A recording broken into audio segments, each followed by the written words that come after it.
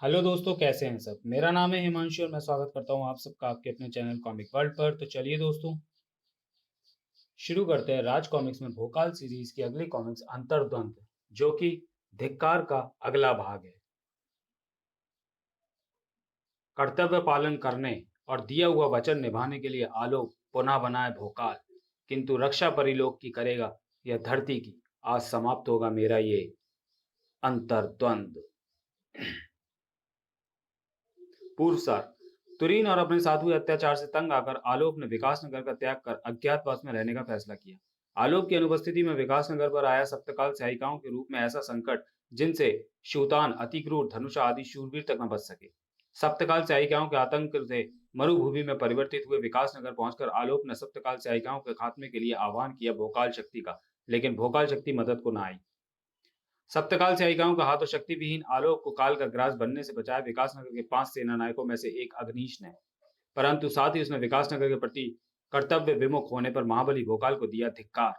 सप्तकाल सहायिकाओं के आतंक से विकासनगर को मुक्ति दिलवाने का प्रण लेकर आलोक ने सप्तकाल सहायिकाओं की जड़ को तलाशने के लिए निर्वाणायम यंत्र को दिया आदेश।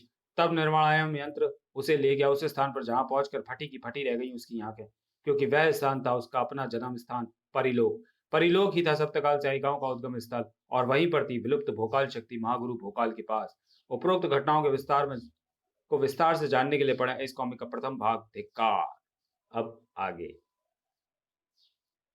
देखा महाबली, सत्य का दर्पण ना देख सके, अतः बिना कोई उत्तर दिए अंतर ध्यान हो गए महागुरु भोकाल, और साथ ही ले गए भोकाल शक्ति भी। मेरे पिता के विषय में तुमने जो कुछ भी कहा है शब मित्र, उसने मेरे संपूर्ण अस्तित्व पर प्रश्न चिन्ह लगा दिया है।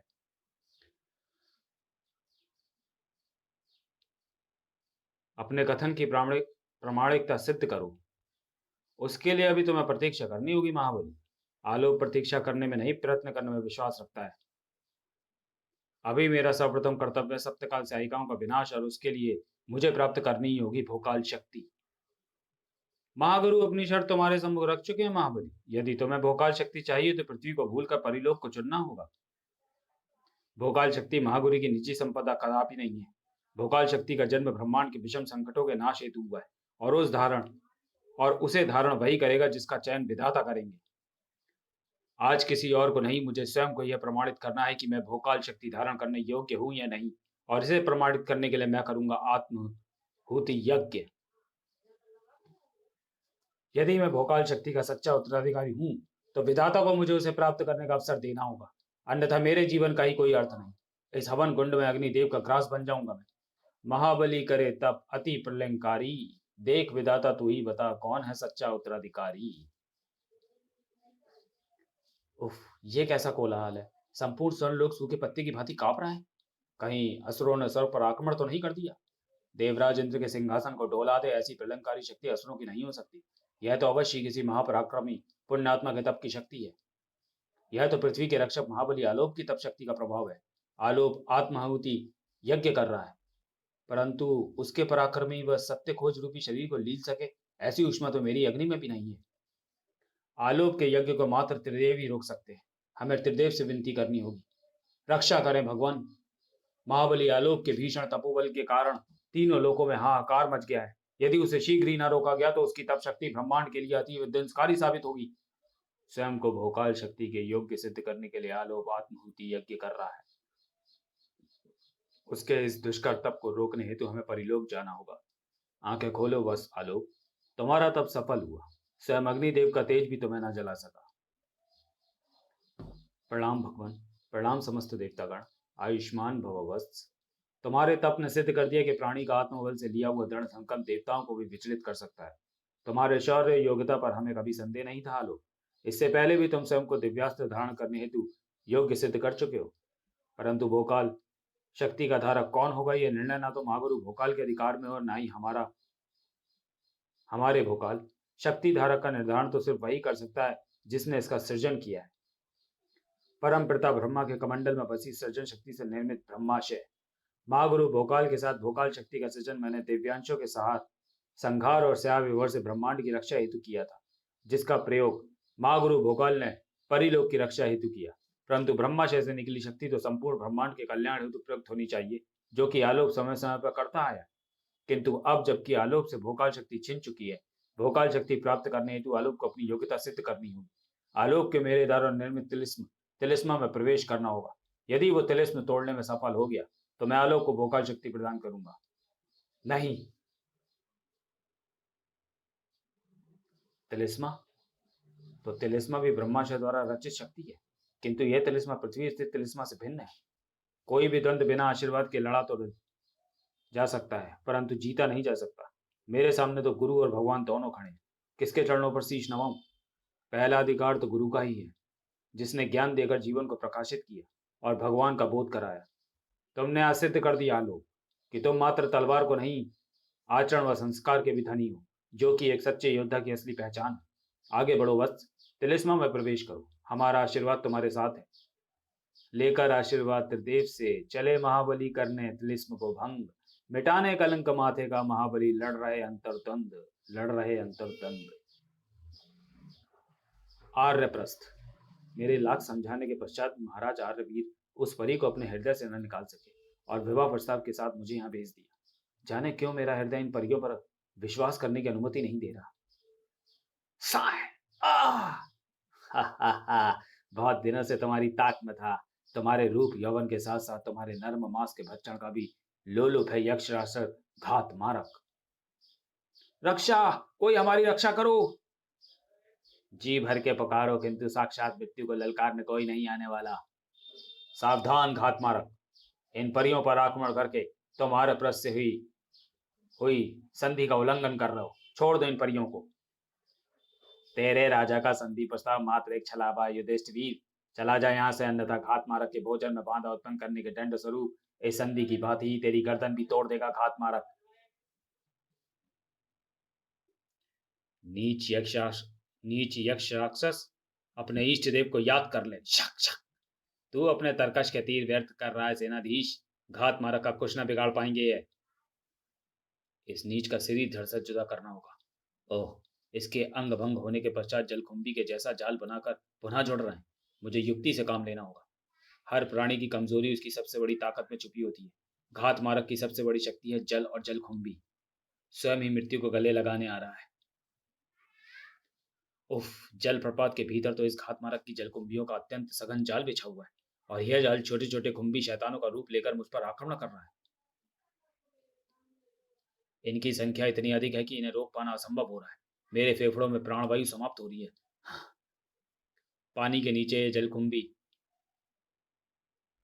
किसी वृत्ताकार चक्र के रूप में फैला हुआ है, जिसके केंद्र में एक मोटी जड़ नजर आ रही है, जो कि जल के बाहर घात मारक के शरीर के रूप में निकली हुई है। प्राणवायु का प्रत्येक कतरा संचित करके मुझे इस जड़ तक पहुंचना होगा। मानव मांस का सेवन तो सहस्त्रों बार किया है, आज परियों के नर्म मांस का रसा स्वादन करेगा घात मारक। हा हा हा हा हा। मेरा अंदेशा सही निकला। यह जड़ी घात मारक की शक्ति का स्रोत थी। नीच युधिष्ठिर, तेरा रक्तपान करूंगा मैं। तेरी शक्तियां तो वैसी चीड़ हो गई हैं घात मारक। तेरा रहा सहा बल भी तेरे प्राणों समेत तेरे शरीर से निकाल देगा युधिष्ठिर। इसके पराक्रम और वीरता के सम्मुख हम अपना हृदय हार बैठे। लगता है जिस उद्देश्य की पूर्ति हेतु हम पृथ्वी पर आए थे, उसके सफल होने में अब ज्यादा समय नहीं है। तेरी जड़ कट जाने से अब तुझे घसीट कर जल से बाहर धरती पर लाया जा सकता है। खचाक।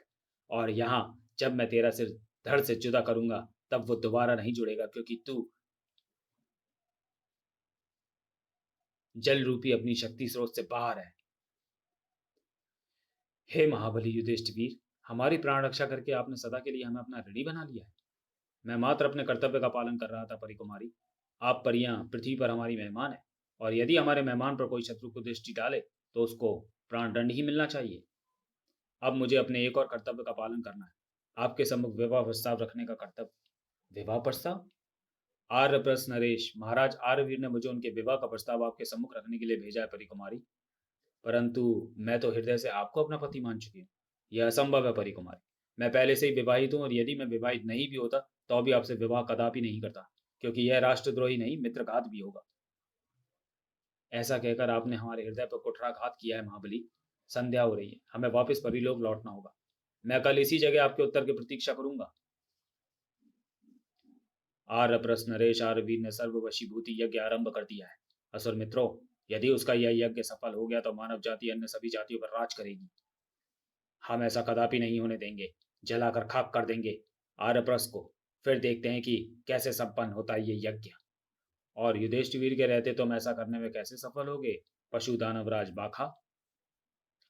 छल पूर्वक युधिष्ठिर का जो शक्ति अंश हमने चुराया था उसे हम पांचों की शक्ति अंश से मिलाकर मैंने एक अजय सेना का निर्माण किया है। राक्षस द्रोहकाल, यह पाषाण के पुतले अपनी नासिका पर बैठी मक्खी नहीं उड़ा सकते। यह भला युधिष्ठिर के पराक्रम का सामना कैसे करेंगे। यह मात्र पाषाण के पुतले नहीं है दैत्यराज कुंभर, यह वो जलजला है जो कि तीनों लोकों में हाहाकार मचा देगा। यह रक्त पिपासु सेना रक्त आहुति से ही जागृत होगी। आओ असुर मित्रों, इन्हें अपने रक्त से सींचना होगा हमें। रक्त, रक्त चाहिए हमें, लहू के प्यासे हैं हम। अद्भुत, अकल्पनीय। इस पाषाण सेना के बल पर हमारे सामने युधिष्ठिर क्या, देवता भी शीश नवाएंगे। तिलिस्मा, कैसा तिलिस्मा ये। तिलिस्मा के भीतर प्रवेश करते ही द्वार विलीन हो गया और हम व्योम अर्थात अंतरिक्ष में आ गए। यदि ये अंतरिक्ष है तो फिर हम, मेरा मतलब तुम निर्वात में श्वास किस प्रकार ले रहे हो महाबली, क्योंकि यह वास्तविक अंतरिक्ष नहीं, उसका छद्म तिलिस्मी रूप है।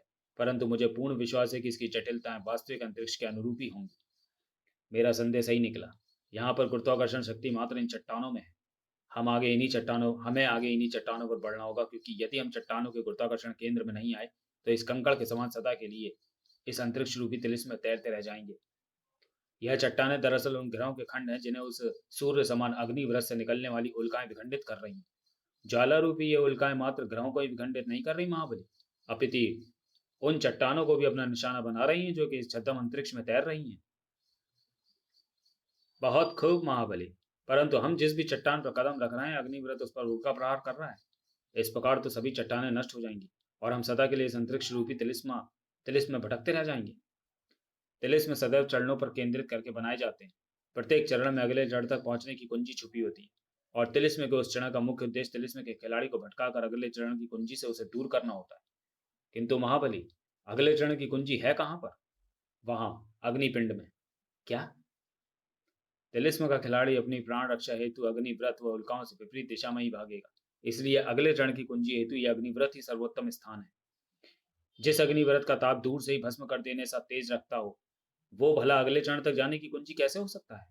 ध्यान से देखो शुभ मित्र, इस अग्निव्रत में कई छोटे बड़े छिद्र हैं जिनसे उल्काएं निकलकर हम पर प्रहार कर रही हैं, परंतु इनके मध्य में एक ऐसा छिद्र है जिससे कि उल्काएं नहीं निकल रही हैं। तो चलिए दोस्तों, वीडियो को यहीं समाप्त करते हैं और मिलते हैं अंतर्द्वंद के दूसरे भाग में अगले वीडियो में। तब तक के लिए धन्यवाद।